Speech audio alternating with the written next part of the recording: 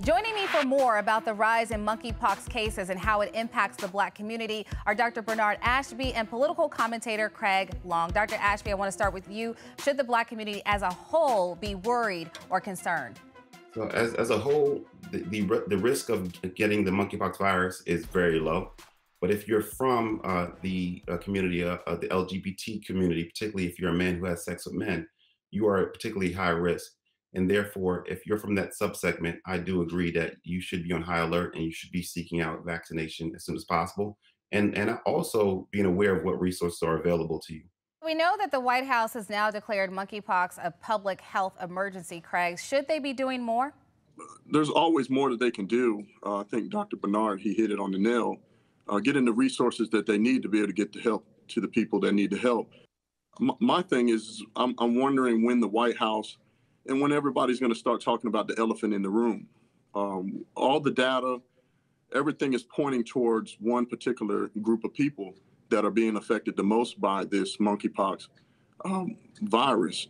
As we know, it seems that people are afraid to really talk about how we really can, help the people that are at risk the most with it. All studies, if we look at the New England Journal of Medicine, everything points to 98% of it being gay and bisexual men, in which 41% of them have HIV. The question in the room is, why isn't anybody talking about it? Maybe because they don't want to stigmatize one group of people.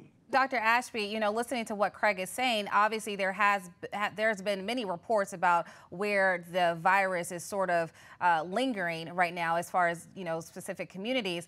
But is there some truth to what Craig is saying as far as the fact that people don't want to talk about it for that reason?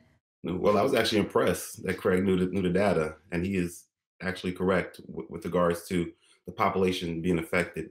The way I would frame it is to look at the public health impact and your individual risk. As far as public health is concerned, what you're trying to do is to contain the spread as much as possible, prevent it from going out into the wider population. So as Craig alluded to, 98% of the cases that we see in the US have been in men who have sex with men. And that's due to the efficient transmission, due to the type of sex that they have. And unfortunately, what we're seeing is that that particular group, because of the stigma related to HIV and obvious reasons within the community, there's been a lot of back and forth with the public health officials on how to discuss this. Now, Craig also mentioned that everyone is at risk, but there's a certain population that's currently at risk where the transmission is the highest. And so if you're looking at this from a public health standpoint, you want to deploy resources to those groups so that you can contain the spread to prevent the outbreak into the wider population, particularly in the children. What would be the resources, though? Is it simply a vaccine, or is it gloves? Is it condoms? What is it? All of the above. So public health messaging in terms of preventing risk. So identifying who's at high risk. If you're a man having sex with a man, you want to make sure that your partner doesn't have any skin lesions and use protection, certainly. But also, if you're exposed to anyone, you want to go and get vaccinated ASAP, but you shouldn't wait. I mean, I personally think that if you're part of this population, you should be eligible for the vaccine right now. In addition to that, there is an antiviral medication called TPOX that is quite effective, and unfortunately, it's hard to get, even though the supply is there. It's just deploying that supply is difficult due to all the paperwork. So essentially, what we're lacking is a comprehensive, coordinated public health strategy that could contain this. And we're still in the early phases of the monkeypox outbreak where we can contain it. But again, our public health officials are dragging their feet on this.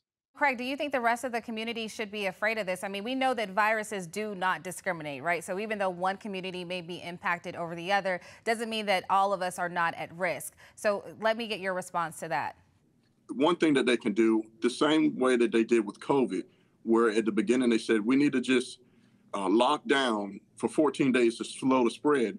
Well, my suggestion is maybe the community, the LGBT community, the people that it's affecting the most right now, if they can take on the torch and be the forerunners of, maybe they can lock themselves down for 14 days. And maybe that could help overall the society of stopping the spread until more resources and things could be available to them. Yeah, well, I think we got to be a little bit careful trying to, tell one community of people to lock themselves in quarantine when they're not actually infected. So, Craig and Dr. Ashby, I want to thank both of you for joining us. Yeah,